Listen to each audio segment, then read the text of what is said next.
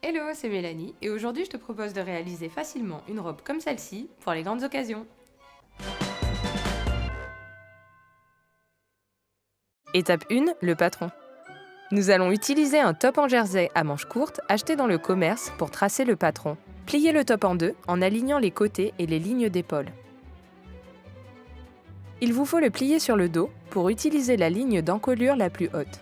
Pour tracer le contour de la robe, nous allons d'abord suivre la ligne d'encolure dos. Puis nous allons créer des manches évasées en poursuivant en ligne droite la ligne d'épaule jusqu'à la longueur souhaitée. On dessine le bord de l'emmanchure en faisant un bel arrondi.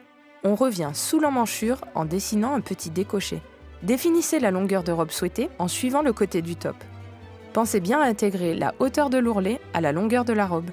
Tracez une ligne droite pour le bas de la robe, puis remontez à la perpendiculaire jusqu'à la ligne d'encolure. Nous venons de tracer le milieu dos. Étape 2, la coupe. Pliez votre tissu en deux, puis à nouveau en deux.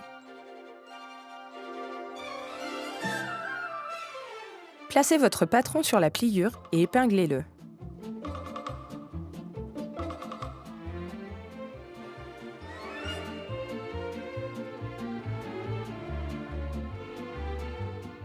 Coupez et n'oubliez pas de rajouter 1 cm de valeur de couture pour l'assemblage, sauf en bas de la robe.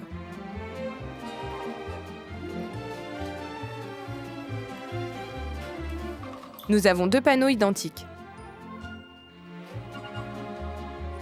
Pour créer la pièce devant, on descend la ligne d'encolure de 5 cm. On redessine l'encolure en faisant une belle courbe à l'aide d'un stylo effaçable.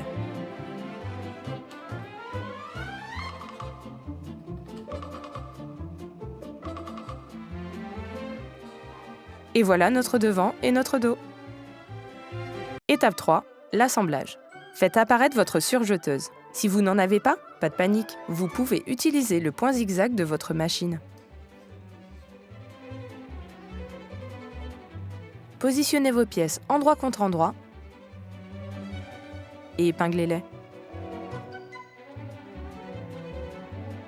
J'ai choisi d'assembler ma robe à la surjeteuse grâce aux 4 fils pour aller plus vite. Mais vous pouvez aussi surjeter à 3 fils et faire une couture d'assemblage à la machine. Nous allons faire les coutures d'épaule et de côté. Petite astuce, vous pouvez tout surjeter d'un coup et couper entre 2 piqûres à la fin. Pensez bien à créer une légère tension en retenant un peu votre tissu pour conserver son élasticité.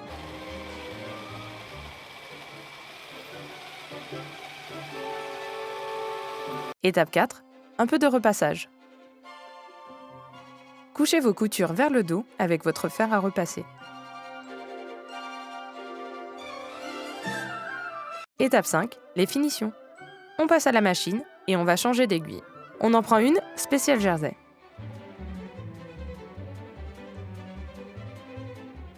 Nous allons piquer un premier entrée de 0,5 cm au niveau de l'encolure.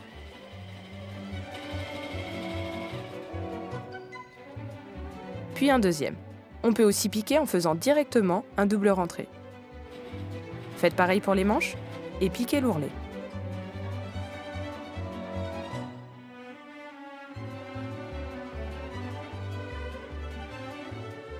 Un dernier coup de fer à repasser et le tour est joué. Ça y est, vous pouvez faire la belle avec votre robe de soirée. Abonnez-vous à notre chaîne YouTube.